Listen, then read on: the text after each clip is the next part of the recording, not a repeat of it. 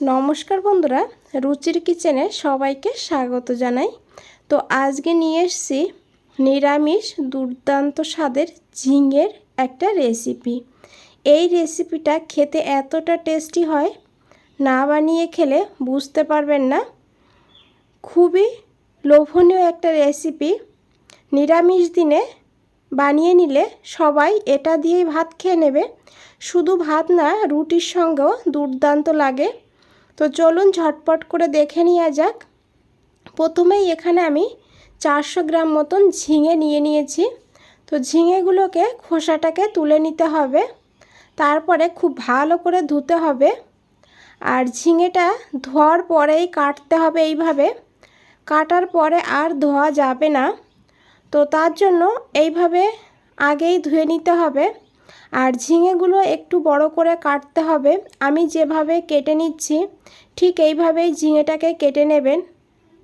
এই রেসিপির জন্য এইভাবে বড় করেই ঝিঙেটাকে কাটতে হবে, তাহলে কিন্তু খেতে দুর্দান্ত হবে।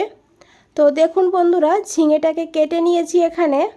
আর ঝিঙেটাকে একটা প্লেটে নিয়ে নিয়েছি। তার সঙ্গে নিয়েছি অল্প করে লবণ, আর নিয়েছি এখানে অল্প করে হলুদের গুঁড়ো, আর দিয়ে দিতে হবে এখানে অল্প করে লাল লঙ্কার গুঁড়ো। লাল লঙ্কার গুঁড়োটা ম্যারিনেট করার সময় দিলে তাহলে ঝিঙের ভেতরে খুব ভালো করে ঝালটা ঢুকে যায়। তো তারপরে দিয়ে দিতে হবে এখানে হাফ চামচ বেসন। আর এখন হাত দিয়ে খুব ভালো করে এইভাবে মেখে নিতে হবে। ঝিঙেতে লবণ দেওয়ার পর ঝিঙেটার থেকে জল ছাড়তে শুরু করবে। তো বেসনটা দিলে সেই জলটা কিন্তু সোপ করে নেবে। তো ওই জন্য বেসনটা এখানে অবশ্যই দেবেন। আর এইভাবে মেখে 5 মিনিটের জন্য রেস্টে রাখতে হবে। এদিকে একটা আলু নিয়েছি।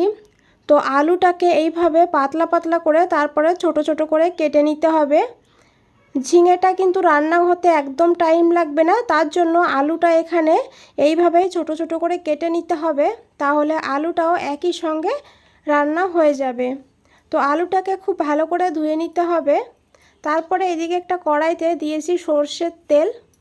তো এখানে আমি সর্ষের তেলে রান্না করব, আপনারা চাইলে সাদা তেলও নিতে পারবেন। তারপরে দিয়েছি এলাচ দুটো, দারচিনি, শুকনো লঙ্কা, তেজপাতা, আর নিয়েছি এখানে হাফ চামচ পাঁচফোড়ন। এখন এই মশলাটাকে একটু ভেজে নিতে হবে। সুন্দর একটা গন্ধ বেরিয়ে গেলে তখন এখানে দিয়ে দিতে হবে হিং। যেহেতু নিরামিষ রান্না করছি তাই হিংটা অবশ্যই এখানে দিয়ে দেবেন। তারপরে দিয়ে দিতে হবে এখানে কেটে রাখা আলুগুলো দিয়ে এখন এইভাবে মশলার সঙ্গে খুব ভালো করে মিশিয়ে নিতে হবে। আর আলুটাকে এখন হালকা গোল্ডেন ব্রাউন করে ভেজে নিতে হবে।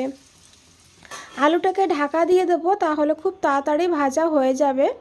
এদিকে একটা প্যান বসিয়ে দিয়েছি। তো এখানে আমি 1/4 কাপ মুগের ডাল আধা ঘন্টা ভিজিয়ে রেখে তারপরে ছাঁকনির উপরে রেখে দিয়েছিলাম আরও আধা ঘন্টা। আপনারা চাইলে রোদেও রেখে দিতে পারেন, তাহলে খুব তাড়াতাড়ি জলটা ঝরে যাবে আর শুকিয়ে যাবে। তাছাড়া ফ্যানের নিচে রাখলেও কিন্তু আধা ঘন্টা ডালটা কিন্তু ভালোভাবে শুকিয়ে যাবে। আর এখন একটা প্যানে এই ডালটাকে নিয়ে লো ফ্লেমে ডালটাকে ভেজে নিতে হবে। বন্ধুরা, মুগের ডাল ভেজে রান্না করলে তাহলে দেখবেন এর স্বাদটা দুর্দান্ত হবে। তো এইভাবে লো ফ্লেমেই আমি ডালটাকে কিছু সময় ভেজে নিয়েছি। সুন্দর একটা গন্ধ বেরিয়ে গেছে। তো এখন গ্যাসের ফ্লেমটা অফ করে ডালটাকে ঠান্ডা করে নিতে হবে। এইদিকে দেখুন আলুটাও হালকা গোল্ডেন ব্রাউন হয়ে গিয়েছে। তো এইভাবে বন্ধুরা আলুটাকে ভাজতে হবে। আর এদিকে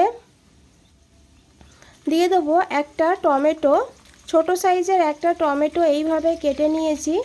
সঙ্গে দিয়ে দিতে হবে পরিমাণ মতন লবণ। এখন খুব ভালো করে মিশিয়ে নিতে হবে। আর টমেটোকেও একটু আলুর সঙ্গে ভেজে নিতে হবে। আর এদিকে একটা মশলা করে নিয়েছি। তো দেখুন নিয়েছি আদা হাফ ইঞ্চি, আর নিয়েছি এখানে কাঁচা লঙ্কা পরিমাণ মতন, আর নিয়ে নিতে হবে এখানে মৌরি হাফ চামচ। মৌরিটা এখানে অবশ্যই দেবেন। অল্প করে জল দিয়ে এর একটা মিহি পেস্ট বানিয়ে নিয়েছি। তো এই মশলাটাই এখন এর ভেতরে দিয়ে দিতে হবে। আর এখন খুব ভালো করে একটু কষিয়ে নিতে হবে, আদার কাঁচা গন্ধটা যেন চলে যায় সেইভাবে। তো দেখুন বন্ধুরা, এখানে আদাটাকে খুব ভালো করে ভেজে নিয়েছি আর কড়াইতে দেখুন লেগেও যাচ্ছে। তো এখন গ্যাসের ফ্লেমটা লো করে দিতে হবে। তারপরে দিতে হবে এখানে হাফ চামচ ভাজা জিরের গুঁড়ো, হাফ চামচ ধনের গুঁড়ো, আর হাফ চামচের একটু কম নিয়েছি হলুদের গুঁড়ো, হাফ চামচ কাশ্মীরি লঙ্কার গুঁড়ো। আর এখন খুব ভালো করে তেলের সঙ্গে এই মশলাগুলোকে মিশিয়ে নিতে হবে। আর এই মশলাটাকেও একটু ভাজা ভাজা করে নিতে হবে। গ্যাসের ফ্লেমটা লোতেই রাখবেন, না হলে নিচে লেগে যাবে। তো 2 মিনিট এইভাবে লো ফ্লেমে কষিয়ে নিতে হবে। এদিকে ডালগুলো ঠান্ডা হয়ে গিয়েছে।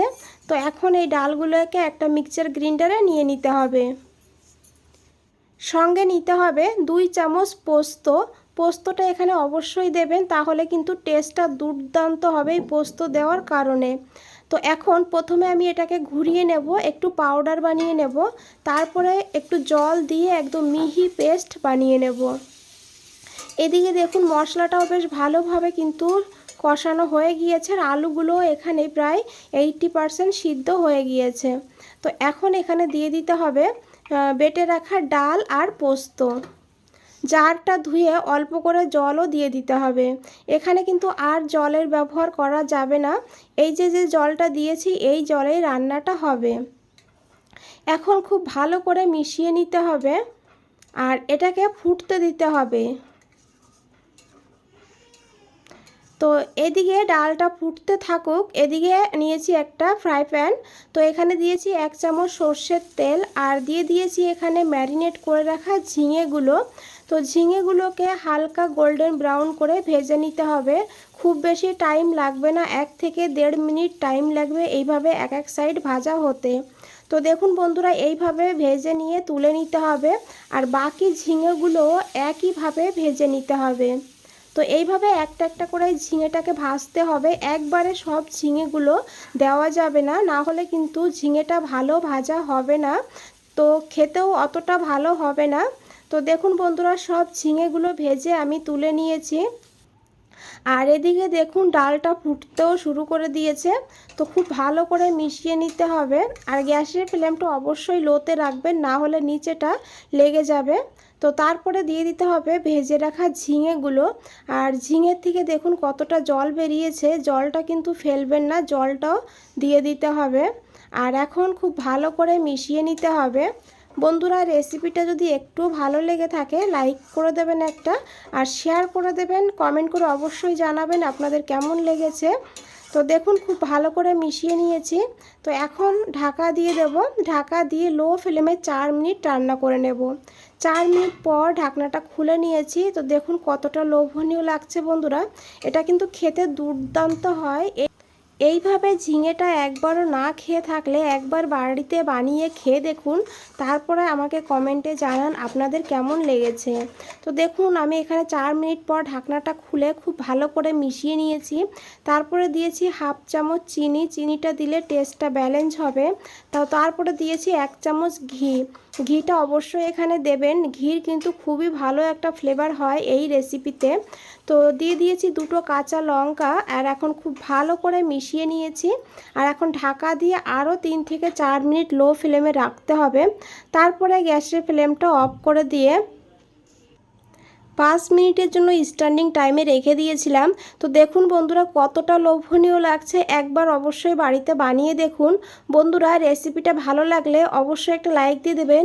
নতুন বন্ধুদের বলছি, চ্যানেলটা এখনও সাবস্ক্রাইব করে না রাখলে চ্যানেলটা সাবস্ক্রাইব করে পাশে থাকুন আর নিচে বেল আইকনটা আছে প্রেস করে রাখুন, যখনই নতুন কোনো রেসিপি দেব সবার আগে আপনাদের কাছেই পৌঁছে যাবে। বন্ধুরা, আজ তাহলে